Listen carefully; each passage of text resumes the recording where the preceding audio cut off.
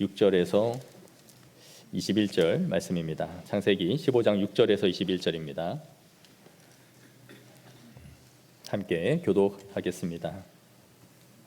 아브라함이 여호와를 믿으니 여호와께서 이를 그의 의로 여기시고 또 그에게 이르시되 나는 이 땅을 내게 주어 소유를 삼게 하려고 너를 갈대아인의 우르에서 이끌어낸 여호와니라.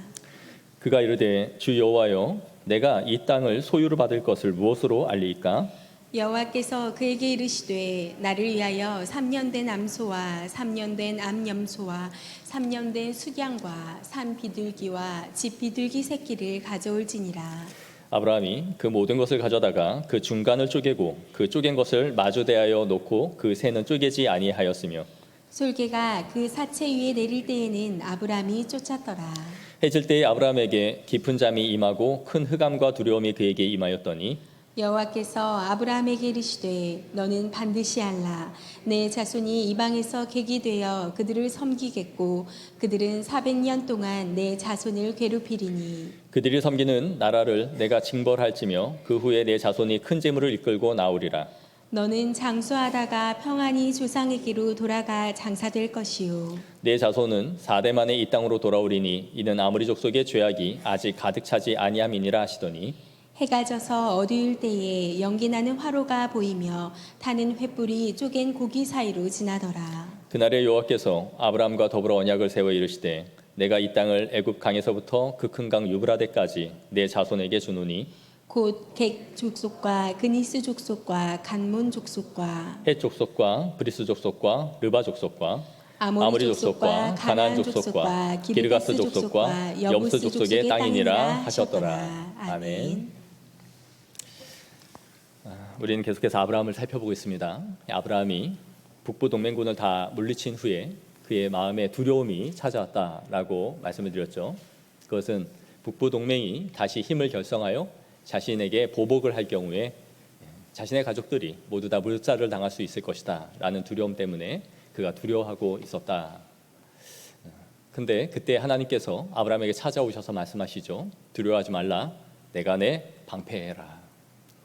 이 방패시다라는 것은 내가 너의 보호자가 되어줄 것이다라는 것이죠. 그리고 아브라함은 이 전쟁을 통해 많은 전리품을 얻었지만 그것을 단 하나도 취하지 않고 소돔 왕에게 돌려주었습니다. 그러면서 나를 네가 치부하게 하였다 할까 하여 나는 아무것도 갖지 않겠다. 즉 나를 부하게 하실 분은 하나님이시니 네가 거기에 대해서 나에게 복을 주었다라는 말을 하지 못하도록 하겠다라는 것이죠. 인간적으로 보면 이 큰 싸움을 승리하였지만 아브라함은 얻은 것이 아무것도 없었습니다. 그러나 이때에 하나님께서 찾아오셔서 내가 내 지극히 큰 상급이라 라고 말씀해 주셨어요. 내가 너의 모든 것을 보상하고 채울 그 하나님이다. 그걸 말씀해 주신 것이죠. 이렇게 적재적소에 하나님이 아브라함에게 찾아오셔서 그에게 두려움 가운데 있는 그에게 위로와 또 소망을 주시는 것을 볼 수 있습니다. 그런데 아브라함이 하나님께 하소연을 하기 시작하죠. 나는 무자하오니 하나님께서 내게 씨를 주지 아니하셨습니다. 그래서 나는 우리 집에서 잘 기르운 신실한 종 엘리에셀을 내 상속자로 세우겠다. 자신의 생각을 말해요. 그런데 하나님께서 반드시 내 몸에서 날 자가 상속자가 될 것이다 라고 말씀해 주시죠. 아브라함의 이 실질적이고 인간적인 호소에 대해서 하나님이 물리치신 것이 아니라 반드시 이룰 것이다 라고 그에게 말씀해 주시고 그에게 약속을 계속해서 확증시켜 가시는 것을 보여줘요. 그를 책망하시지 않았습니다. 그러므로 우리는 어떤 의문이 우리의 마음 가운데 생길 때마다 그 의문을 키워서 신앙을 불신으로 이끌어가는 것이 아니라 하나님 앞에 우리의 믿음을 구하는 기도를 하여야 된다라고 말씀을 드렸어요. 항상 나의 회의적인 생각, 나의 의문이 그 상태로 크도록 두는 것이 아니라 하나님 앞에 나아가 하나님 앞에 믿음의 확증을 구해야 되는 성도들이 되어야 합니다. 그런데 이 아브라함이 생각한 것이 불신이 아니다라는 것을 말씀드렸는데 그것을 오늘 6절에서 보여주죠. 뭐라고 말합니까? 아브라함이 여호와를 믿으니 여호와께서 이를 그의 의로 여기셨다라는 거예요. 여기서 믿는다라는 동사는 계속되고 있는 믿음의 상태를 말해요. 과거에는 믿었다가 지금은 흔들려서 불신하고 있는 상태가 아니라 계속해서 그 믿음이 유지되고 있는 그 상태를 하나님께서 의로 여기셨다라고 말씀해 주고 있는 것이죠. 아브라함의 믿음을 히브리서 11장 8절 9절에 잘 보여주고 있습니다. 우리 말씀을 다 같이 한번 읽겠습니다. 시작.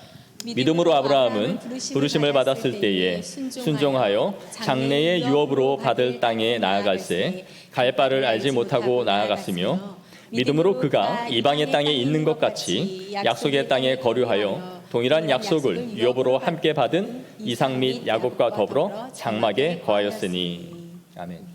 믿음으로 아브라함이 나아갈 때에 그도 장래에 어떤 땅인지를 알지 못하고 나아갔다.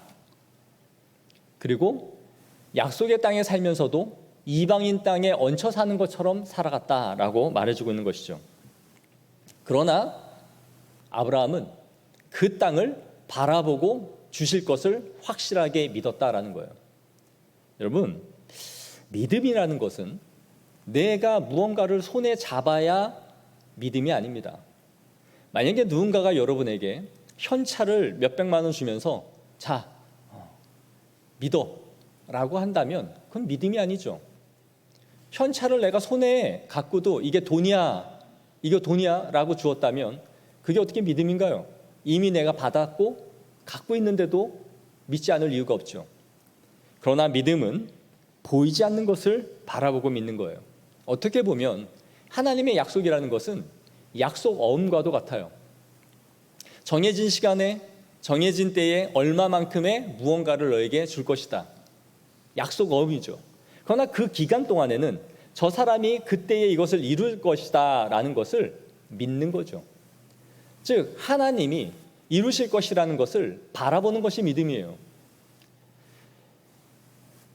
무언가를 내가 다 잡아야만 그건 믿음이 아니에요.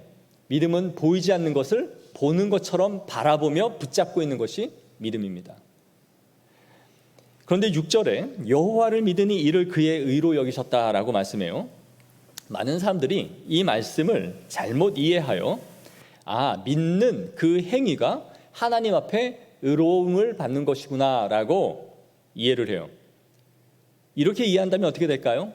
내가 하나님을 믿기로 결정했으니까 그 믿음의 결정이 하나님께서 의로 여겨주시는구나.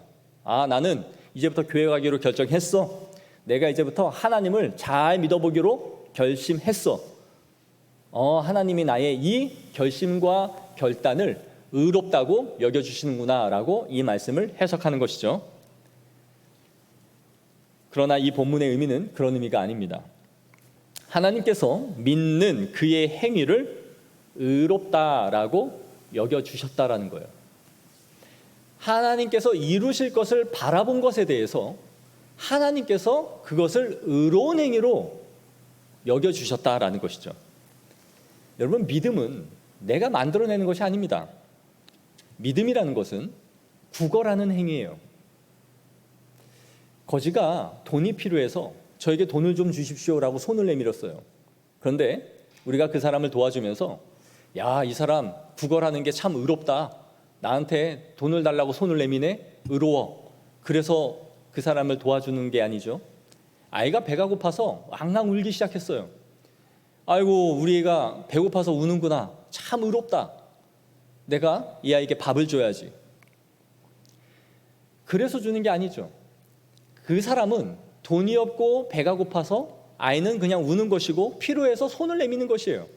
그런데 그것을 불쌍히 여기고 긍휼히 여겨서 그냥 도와주고 밥을 주는 거죠, 아이에게. 그건 의로운 행위가 아니에요. 본능에 따라 본성대로 울고 구하는 거죠. 그런데 하나님께서 하나님이 내가 하나님 앞에 아뢰고 구하면 그분은 넉넉히 주실 하나님 아버지시라는 것을 믿고 우리가 하나님 앞에 나아가는 그 행위 자체를 의롭다라고 여겨주시겠다라는 거예요. 나는 그냥 필요해서 하나님 나를 좀 불쌍히 여겨주세요. 나를 좀 도와주세요. 나에게 구원의 은혜를 베풀어 주세요 라고 내 애타는 심령을 하나님 앞에 토설하는 거예요. 왜요? 하나님이 이것을 들으시는 하나님이심을 믿고 나아가는 거죠. 그런데 하나님께서 이 믿음을 의롭다라고 여겨주시겠다라는 거예요. 아브라함이 하나님이 이루실 것을 바라본 이 믿음을 의롭다라고 여겨주셨다라는 것이죠. 그래서 우리는 내가 하나님을 믿기로 결심했어, 이제부터 내가 믿어볼 거야 라고 하여 그것이 의로운 행위가 아니다라는 것이에요. 그래서 에베소서 2장 8절 9절에 뭐라고 말씀합니까? 너희가 그 은혜를 인하여 믿음으로 말미암아 구원을 얻었나니 이것이 너희에게서 난 것이 아니요 하나님의 선물이라. 행위에서 난 것이 아니니 이는 누구든지 자랑하지 못하게 하려 함이라. 그래서 믿음은 자랑의 대상이 아니에요. 내가 무언가를 하는 행위가 자랑이 될 수 없는 거예요. 우리는 누군가가 믿음 생활 잘하지 않은 것을 보면서 혀를 차고 정죄하고 아유 저렇게밖에 신앙생활 못하나 그런 생각을 갖죠. 그런 생각을 가질 수가 없어요. 믿음이라는 것은 내가 하나님의 은혜를 더 많이 누리고 있다라는 의미일 뿐이에요. 내가 그가 깨닫지 못하는 부분, 하나님을 아는 지식에 있어서 하나님께서 나에게 많은 은혜를 주셔서 그걸 내가 알고 깨닫고 순종하도록 하나님께서 해주신 결과물이 믿음이에요. 그러면 믿음대로 살아가지 못하는 사람들의 삶은 무엇입니까? 하나님의 은혜를 아직 덧입지 못한 거죠. 아직 풍성하게 임하지 못하여 그가 믿음의 삶을 잘 못 살고 있는 것이에요. 그러므로 믿음은 우리가 누구보다 우위에 서서 자랑을 하거나 내가 저 사람보다 더 나은 삶을 살고 있다라고 말할 수 있는 것이 아니에요. 자랑의 대상이 될 수 없는 것이에요. 항상 우리를 겸손하게 하며 이것을 누리게 하신 하나님을 찬양하게 하는 것이 믿음인 줄 믿습니다. 믿음이 연약한 사람들을 정죄하지 마십시오. 내가 믿음이 있다고 우월감도 가지지 마십시오. 하나님이 더 많은 은혜를 나에게 먼저 주셔서 그 길을 따라가도록 은혜를 주신 하나님을 높이는 성도들이 되기를 소망합니다. 하나님은 아브라함에게 너를 갈대아 우르에서 이끌어낼 때부터 이 땅을 소유로 너에게 주실 것이다 라는 약속을 주시고 불렀죠. 그런데 8절에 아브라함이 또 묻습니다. 내가 이 땅을 소유로 받을 것을 무엇으로 알리이까? 아브라함이 끊임없이 집요하게 묻고 있어요. 하나님, 그 약속을 어떻게 성취하실 것입니까? 나에게 그것을 알려주십시오. 그러자 하나님께서 3년 된 암소, 3년 된 암염소, 3년 된 순양과 산비둘기와 집비둘기 새끼를 가져오라 라고 말씀하세요. 그리고 그 동물을 둘로 쪼개어 나누어라. 그리고 비둘기는 그냥 두라.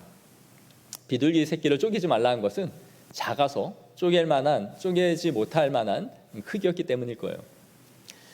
그래서 해질 때에 아브라함이 깊은 잠이 임하게 하시고 큰 흑암과 두려움이 임합니다.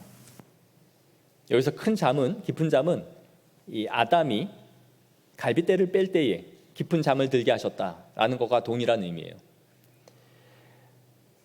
하나님의 임재로 인해 이제 아브라함은 두려움이 임합니다. 하나님의 압도하는 어미가 어둠 가운데 깊이 내린 것을 보면서 아브라함이 두려워지기 시작한 것이죠. 그리고 나서 하나님이 아브라함에게 말씀하시기 시작해요. 내 자손이 이방에 객이 되어 400년 동안 그곳에서 포로 생활을 하게 될 것이다. 객이 될 것이다. 그리고 그 후에 하나님께서 그들을 징벌하실 것이며 그들이 많은 재물을 이끌고 큰 민족이 되어서 나오게 될 것이다 라는 것을 말씀해 주시죠. 한 대를 100년으로 하여 4대 즉 400년 만에 그들이 나오게 될 것임을 말씀해 주세요. 우리는 오늘날 30년에서 40년을 한 대로 보지만 이스라엘 사람들의 고대의 관념 속에서는 한 사람의 전체의 일생을 한 대로 봤습니다. 그래서 약 100년으로 본 것이죠. 아브라함 너는 장수하다가 평안히 죽게 되겠지만 그의 후손들이 어떠한 일을 겪고 큰 민족을 이루게 될 것인지를 말씀해 주신 거예요. 어느 나라로 끌려갈 것인지 또 어떤 방식으로 포로가 될 것인지 어떻게 그들이 출애굽을 할 것인지에 대해서는 자세한 설명을 하지 않으셨지만 하나님께서는 그에게 엄청난 큰 그림을 보여주신 것이죠. 그의 후손에 대한 약속과 어떠한 미래가 펼쳐질지를 하나님께서 굉장히 큰 그림으로 그에게 말씀해 주신 거예요. 이제 어렴풋이나마 아브라함은 하나님의 계획을 알게 된 것이죠. 그런데 우리가 여기서 한 가지 알게 되는 것이 있습니다. 하나님이 가지신 시간표와 아브라함이 생각한 시간표가 갭이 굉장히 크다라는 것이죠. 아브라함은 어쩌면 갈대아 우르에서 자신을 부르시고 한 민족을 이루시겠다라고 하실 때에 이렇게 오래 걸릴 것이다라고 생각은 하지 않았을 거예요. 이 민족이라는 단어가 이 히브리 사람들에게 있어서 지금 우리가 생각하는 민족이라는 단위처럼 엄청나게 큰 단위가 아닐 수 있다라고 말씀을 드렸어요. 그러면 어쨌든 한 민족을 이루기 위해서라면 내가 자녀는 어느 정도 낳아야 되죠. 그리고 그가 175세까지 살았는데 적어도 3대 4대까지는 봐야 되지 않겠습니까? 그래야 아하, 하나님이 한 민족은 정말 이루어 가시는구나라는 것을 볼 수 있었겠죠. 그런데 지금 아브라함이 80세가 넘어가고 있는 이 시점에서 하나님이 갈대아 우르에서 그에게 부른 이 약속과는 너무나 거리가 먼 것이죠. 그런데 그가 이러한 현실을 보면서 낙심할 수밖에 없고 하나님의 계획을 이루실 것인가에 대해서 분명히 퀘션 마크가 들었을 거예요. 하나님의 계획은 분명히 그를 통해 한 민족을 이루셨죠. 출애굽할 때에 이스라엘 장정수가 60만 명이라고 기록하고 있어요. 이것을 인구학적으로 추산해 보면 전체는 200만 명이었을 것으로 봅니다. 그렇다면 하늘의 별과 같이 많게 하실 것이다 라는 이 약속대로 하나님은 정말 큰 민족을 이루신 것이죠. 그러나 이것을 이루는 데까지 걸린 시간은 400년이라는 시간을 하나님이 사용하신 거예요. 우리는 생각하기를 알른이 죽지 이걸 언제 기다려? 이렇게 생각하겠지만 하나님의 일은 우리의 시간표와 우리의 계산대로 이끌어져 가는 것은 아니에요. 우리는 자신이 계산하고 있는 시간까지만 기다리죠. 언제까지 이루면 좋겠다. 그래서 하나님 앞에 기도할 때도 시간을 하나님 앞에 한정합니다. 하나님, 이때까지 이것을 이루어 주십시오. 그리고 그것이 이루어지지 않으면 낙심하고 실망을 해요. 그리고 하나님 앞에 삐져요. 그래서 나 이제부터 기도 안 할랍니다. 그리고 교회 왜 안 나오세요? 에휴, 믿어도 소용없어요. 기도해도 다 소용없어요. 라고 하면서 신앙을 놓아버리는 것이죠.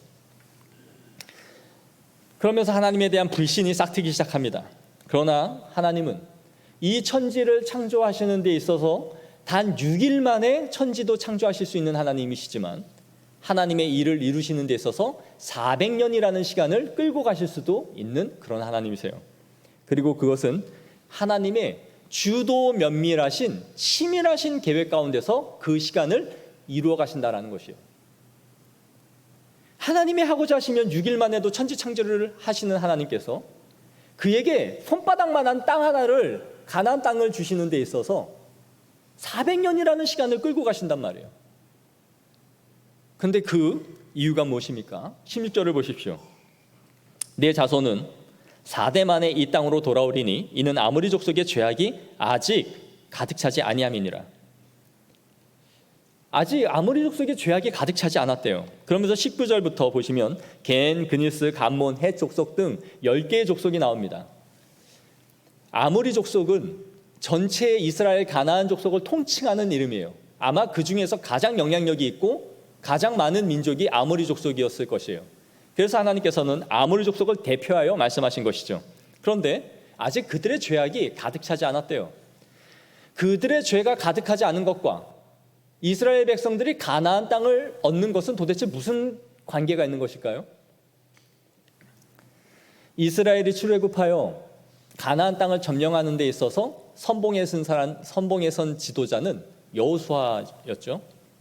그런데 여호수아가 가나안 땅을 점령하는 이 싸움은 일반 세계사에서 보여주는 서로 약소국을 점령하는 강대국의 영토를 확장하는 싸움이 아니다라고 말씀을 드렸어요. 홀리워, 거룩한 전쟁, 성전을 하나님의 이름으로 시행하는 것이 바로 여호수아가 가나안 땅을 점령해가는 성경에 나오는 전쟁이다라는 것을 말씀드렸죠. 아브라함이 남부와 북부 동맹의 싸움 가운데 남부 동맹이 지니까 자신이 남부에 속하는 가나안 사람으로서 그들을 보복하기 위해서 군대를 이끌고 전쟁에 참여한 사건이 아니다라고 말씀을 드렸습니다. 뭐였죠? 가나안 땅을, 약속의 땅을 수호하기 위한 하나님의 백성으로서 그분의 주권을 성취하기 위한 거룩한 전쟁을 해나간 것이다. 이스라엘 백성들이 가나안 땅을 점령해 가기 위한 예표적인 싸움이에요. 앞으로 그의 후손들이 이 땅을 점령하기 위하여 어떠한 거룩한 싸움을 싸우게 될 것인지를 하나님께서 아브라함의 이 전쟁을 통하여 예표하여 보여주신 것이죠. 그렇기 때문에 하나님께서 이들이 죄악이 가득하여지는 그때와 이스라엘 백성들이 400년이라는 기간 동안에 애굽에서 한 민족으로 강성하여지는 이 때가 정확하게 무르익도록 만들어 가신 거예요. 400년이라는 이 기간 동안에 이스라엘 백성들은 계속 수의 수를 더하여 하늘의 무별과 같이 많아질 것이고, 그들은 회개하지 않고 엄청난 가나안 땅의 죄악이 가득해지는 것이죠. 우상 숭배와 음란과 어린아이를 몰렉이라는 신에게 태워 죽이는 이러한 잔인무도한 행위들이 그 땅 가운데 가득해지는 것이에요. 그리하여 하나님께서는 이스라엘 백성들이 출애굽할 때 그 땅을 거룩한 전쟁을 통하여 점령하게 하심으로써 하나님의 약속의 땅을 이루시는 것과 하나님의 심판을 동시에 이루어 가시는 것이죠. 이 절묘한 타이밍을 400년이라는 시간 안에 하나님께서 맞추어 가실 것이다라는 계획을 지금 아브라함에게 해주고 계신 것이에요. 이렇게 하나님은 시간 속에서 역사하시며 그 시간 안에서 무르익게 하시는 하나님이에요. 인생의 내 인생 7, 80년 안에 모든 것이 다 이루어져야 되는 것이 아니라 하나님은 당신의 역사를 전체의 큰 그림 안에서 나를 사용해 가시는 거예요. 하나의 일부분으로서. 한 민족을 이루어 가시는 하나님의 거룩한 이 경륜 가운데 아브라함의 인생을 하나의 퍼즐 조각처럼 사용해 가시고 있단 말이에요. 우리가 그렇게 살아가고 있는 거예요. 그래서 하나님은 세계의 역사와 그 흐름 속에서 하나님의 뜻을 이루어 가시는 것입니다.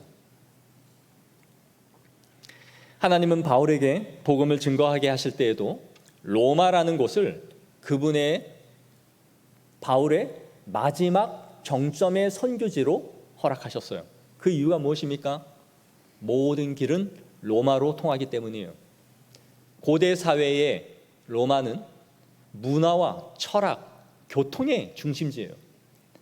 잘 닦여진 그 도로로 이곳에 복음이 떨어지면 급속도로 퍼질 수 있는 모든 인프라를 갖추고 있는 곳이 로마라는 대제국이었던 것이죠. 그럼 하나님께서는 이 로마라는 대제국을 키우신 거죠. 그리고 디아스포라 유대인을 통해 복음이 퍼질 수 있도록 그들을 흩으시고 로마라는 이 대제국의 땅을 통해서 길로 잘 닦여진 학문의 중심지로 이 복음이 급속도로 세계의 종교가 될 수 있도록 하나님께서 로마를 사용해 가신 거예요. 그럼 하나님의 세계사회 관점에서는 로마라는 이 나라가 하나님의 복음의 전초기지로 쓰기 위한 하나님의 엄청나게 큰 계획이었다라는 것을 우리는 믿음의 눈으로 볼 수 있는 것이죠. 그러니까 세계사에서 보는 흐름과 하나님의 구속에서 이루어 가시는 역사의 흐름은 다른 관점에서 보게 되는 것이에요. 이렇게 하나님은 그분의 정확한 시간표대로 자신의 목적을 향해 이루어 가시는 것입니다. 그러므로 우리는 우리가 만들어 놓은 알량한 작은 시간표대로 우리의 계획대로 하나님이 하시는 일을 평가해서는 안 돼요. 하나님 왜 이렇게 더딥니까? 왜 이렇게 안 줍니까? 아브라함은 나를 통해 큰 민족을 이룰 것이라 하셨으니 큰 민족을 이루기 위해서는 지금 자녀를 몇 명은 낳아야죠. 한 명이 뭡니까? 쌍둥이, 세 쌍둥이, 다섯 쌍둥이를 한 번에 주셔서 그냥 한 방에 키워 가셔야죠. 근데 그런 일이 안 벌어진단 말이에요. 모든 아브라함이 할 수 있는 인간적인 힘을 죽이는 시간이에요. 언제까지요? 그의 나이 99세, 100세가 될 때까지. 사라의 병수가 끊어질 때까지. 그가 기대할 수 있는 인간적인 소망을 완전히 끊어놓는 거죠. 그래야 하나님이 이루시는 역사를 보죠. 그게 하나님의 시간이에요. 하나님이 하시는 것은 인간이 일평생에 이룰 업적을 단 수개월 만에도 이루시는 분이 하나님이십니다. 그러나 하나님은 인간의 계산으로 볼 때에 일주일이면 족할 만한 시간을 수십 년으로도 만드시는 분이 하나님이에요. 출애굽하는 과정을 보십시오. 애굽에서 가나안 땅까지 들어가는 경로는 걸어서 일주일이면 충분한 시간이었죠. 그런데 하나님이 어떻게 만드세요? 그 시간을 40년으로 쳐서 늘려버리시죠. 왜요? 하나님이 그 시간을 통해 이스라엘 백성들을 준비시켜야 되는 거예요. 하나님의 자녀답게 만드셔야 되는 거예요. 눈에 걸어가기만 하면 3, 4일이면 들어갈 그 땅을 바라보면서도 요단강만 그냥 넘어가면 가나안 땅임에도 불구하고 하나님은 입성시키지 않으시죠. 그러나 그 시간은 하나님의 역사를 이루는 무르익는 시간인 줄 믿습니다. 우리가 그 약속을 받았을 때에 그 약속을 약속으로 취할 수 있도록 하나님은 무르익게 하시는 거예요. 그 시간이 없다면 하나님이 약속을 주셔도 그들은 잃어버려요. 그걸 받지 못하는 거예요. 그래서 하나님께서는 하나님의 역사 속에서 하나님의 시간 안에서 주의 백성들을 무르익게 하셔서 하나님의 이루심을 보게 하시는 것이에요. 반드시 기억하십시오. 하나님의 약속이 빠르고 늦음은 있을지라도 반드시 이루시는 하나님이신 줄 믿으시기 바랍니다. 그걸 어떻게 확신할 수 있습니까? 오늘 본문 17절을 보십시오. 한번 다 같이 읽겠습니다. 시작. 해가 져서 어두울 때에 연기나는 화로가 보이며 타는 횃불이 쪼갠 고기 사이로 지나더라. 하나님이 아브라함과 언약을 맺으시는 장면입니다. 그 전까지는 구두로만 말씀해 주셨어요. 그런데 이제는 분명한 언약의 형식을 가지고 지금 약속을 해주세요. 이것이 무슨 언약이냐? 횃불 언약입니다. 하나님께서 횃불 가운데 그에게 약속을 확증해 주시는 언약을 맺는 장면이에요. 히브리어로 언약이라는 단어는 베리트라는 말이에요. 이 베리트는 무슨 뜻이냐? 쪼개다라는 뜻입니다. 하나님께서 짐승을 2개로 쪼개라고 하셨죠. 반으로 갈라서 양쪽으로 펼쳐놓으라. 그래서 언약이라는 이름이 베리트라고 불렸던 거예요. 고대의 언약을 맺는 방식인데 이스라엘 백성들은, 고대의 사람들은 이 동물을 둘로 반으로 쪼개 놓은 상태에서 한 사람은 이 편에 한 사람은 저 편에 서서 양쪽에서 두 사람이 이렇게 걸어서 교차하여 지나가는 거예요. 이 피가 낭자한 이 동물의 핏기를 두 사람이 이 편 저 편에서 서로 교차하여 지나가는 거예요. 이걸 통해 뭘 상징하느냐면 우리 둘 중에 누군가가 이 언약을 파기한다면 이 동물의 쪼개짐과 같이 죽게 될 것이다. 즉 죽음으로써의 피의 맹약을 하는 것이 이 언약이에요. 한 사람이라도 이것을 언약을 깨면 이 동물이 쪼개지는 것처럼 우리는 죽게 될 것이다 라는 것을 피의 언약을 맺는 것이 이 고대의 언약의 방식이란 말이에요. 그런데 하나님께서 이 동물을 지금 갖다 놓고 둘로 쪼개라고 말씀을 하시죠. 이것이 무엇을 의미하는 것입니까? 당신 하나님께서 자신을 언약 가운데 메어 두신 거예요. 그럴 필요가 없는 하나님이 내가 반드시 이룰 것이다. 못 이룬다면 내가 두 쪽으로 쪼개질게. 내 목숨을 걸게. 네 후손과 너에게 이 땅을 주고 너로 큰 민족을 이루겠다라는 이 약속이 성취되는지 안 되는지 거기에 대해 내가 목숨을 걸고 이룰 것이다 라고 이 언약의 확증을 확실하게 보이신 거예요. 엄청난 약속이죠. 자신을 언약 안에 메우셔서 이걸 못 이루는 하나님인가를 보라. 내가 목숨을 걸겠다라는 거예요. 그런데 여기에는 놀라운 비밀이 숨겨져 있습니다. 17절에 보십시오. 연기 나는 이 화로 사이에 횃불로 하나님이 임재를 하세요. 하나님은 볼 수 없는 영광의 광채이시기 때문에 하나님을 보이는 모습으로 드러내지 못하시죠. 그럴 수가 없죠. 우리가 볼 수 없어요. 그러니까 하나님께서 횃불이라는 것을 통하여 하나님이 이 임재 가운데 이 언약을 실행하고 있다는 것을 아브라함에게 보여주신 거예요. 그런데 여기 본문에 보시면 아브라함이 이 동물 사이를 지나갔다라는 말이 있습니까? 없습니까? 있어요? 없어요? 성경을 잘 안 봐서 모르시죠? 다시 보세요. 있어요? 없어요? 없단 말이에요. 아브라함은 이 횃불 사이로 지나가지 않아요. 그럼 이 언약이 어떤 언약이라는 뜻입니까? 아브라함과 하나님 사이에 쌍방간에 맺는 언약이 아니라 하나님 자신에게만 맺는 일방적인 언약이에요. 아브라함은 여기서 이룰 수 있는 게 없어요. 보십시오. 아브라함이 자기 의지대로 애를 낳아서 민족을 번성케 할 수 있습니까? 나중에 그는 아무 소망이 없어져요. 아내도 낳을 수 없는 형편이 되죠. 내가 어떻게 하여 이 땅을 점령할 수 있는 능력도 없어요. 아브라함이 여기서 아무것도 하지 않는다는 것이 아니에요. 그러나 이것을 이루는 데 있어서의 아브라함은 철저하게 수동적이에요. 하나님이 하시는 대로 끌려가는 것이지 내가 주도적으로 뭘 할 수 있는 것이 아무것도 없어요. 오직 하나님께서 이 언약을 자신이 맹세하신 대로 일방적으로 이루어 가시는 것이죠.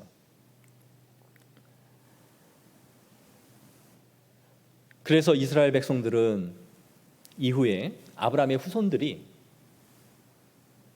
가나안 땅을 얻는 과정을 한번 보세요. 얻을 만큼 예쁜 짓을 엄청 많이 하죠. 이 땅을 주지 않을 수 없을 만큼 예쁘죠. 안 보시는 분들은 그런가 보다. 성경을 안 보시죠. 저 패도 현찬을 만한 짓을 하잖아요. 예? 금송아지 숭배하고 출애굽 해놨더니 돌아가겠다고 쌩 난리를 치고 가면은 고기와 파와 마늘이며 별의별 걸 다 먹었는데 우리 왜 일로 끌고 와서 죽이냐 마냐 별짓을 다 한단 말이에요. 하나님이 분노하고 진노하시죠. 모세 너를 통해 내가 한 민족을 그냥 만들게. 저것들은 목이 고든 백성이라 저 죽여도 시원찮아. 근데 그때마다 어떻게 강구를 해요? 아브라함과 이삭과 야곱에게 하신 언약을 기억하사. 이게 반복되는 거예요. 모세가 하나님 앞에 기도할 때도 그렇게 강구하고요. 하나님이 이스라엘 백성들에게 은혜를 베푸실 때에도 아브라함과 맺은 언약을 기억하셨다라고 말해요. 이 언약이 어떤 언약이게요? 하나님이 자신의 목숨을 건 언약이잖아요. 내가 반드시 이룰 것이다. 그래서 이스라엘 백성들이 수많은 반항과 고집과 불순종을 함에도 불구하고 하나님은 이 언약을 끝까지 성취하셔서 400여 년 만에 가나안 땅으로 이스라엘 백성들을 기어코 집어넣는 거예요. 아멘입니까? 그분의 약속은 이렇게 불변하는 거예요. 사랑하는 성도 여러분, 말씀을 맺을게요. 하나님의 계획과 시간은 정확하며 불변합니다. 우리의 인생의 계획 가운데서 길고 짧고 하는 판단을 내가 내릴 수는 있지만 하나님의 계획 가운데서는 정확하게 이루어 가시는 줄 믿습니다. 여러분의 인생을 살고 나서 한번 다 되돌아보세요. 정말 하나님은 정확하게 주셔야 할 때를 주셨다라는 걸 알게 돼요. 그리고 하나님은 정확하게 취해야 할 때를 가져가셨다라는 걸 알게 돼요. 그래야 하나님을 높이게 되며 하나님의 이름을 송축하게 되는 고백이 모든 성도에게 있을 줄 믿습니다. 그러므로 알량한 나의 인생의 시간표, 강건해야 80밖에 못 사는 인생 속에서 하나님은 이루셨다, 못하셨다, 주셨다, 안 했다 그런 걸로 하나님을 평가해서는 안 돼요. 하나님의 긴 시간표는 주의 역사 가운데서 펼쳐가고 있는 줄 믿습니다. 그리고 우리 하나님은 그것을 자신의 언약 가운데 메어주셨어요. 쪼갠 짐승 사이로 그분이 스스로가 지나가심으로 자신이 반드시 이루실 것임을 말씀해 주신 것이죠. 그것은 아브라함에게 하신 약속이지 우리와는 무슨 상관이 있습니까? 갈라디아서 3장 9절을 보십시오. 우리 다 같이 이 본문을 읽겠습니다. 시작. 그러므로 믿음으로 말미암은 자는 믿음이 있는 아브라함과 함께 복을 받느니라. 아멘. 믿음으로 사는 모든 주의 백성들은 아브라함의 후손인 줄 믿습니다. 아브라함에게 약속하신 은혜의 복, 그에게 주신 모든 지경은 하늘나라의 약속으로 우리에게 성취될 것이며 그리스도 안에서 우리에게 주어진 줄을 믿습니다. 그 은혜를 누린 성도들로서 우리의 인생 가운데 있는 어려움 가운데 처한다 할지라도 하나님의 때에 하나님의 뜻을 반드시 이룰 것이라는 믿음을 가지고 이 한 주를 살아가는 성도들이 되어지기를 축복합니다. 기도하겠습니다. 하나님 아버지, 하나님의 확증을 구하는 이 아브라함에게 하나님께서 어떻게 이루실 것인지에 대하여 분명히 밝혀 보이시고 언약을 통하여 자신을 그곳에 매셔서 하나님의 약속을 반드시 이루실 것을 보여주시는 것을 보게 됩니다. 자비로우신 하나님 아버지, 이 시대를 살아가는 우리에게도 주님께서 우리의 믿음을 확증하여 주시고 때로는 우리가 원하는 시간이나 계획 가운데 모든 것이 흘러가지 않는 인생이라 할지라도 내가 주님 앞에 붙들려 있는 주님의 손에 잡혀 있는 인생임을 알게 하사 주님 앞에 주님이 계획하신 대로 우리가 가고 있음을 믿어 의심치 않게 하여 주시옵소서.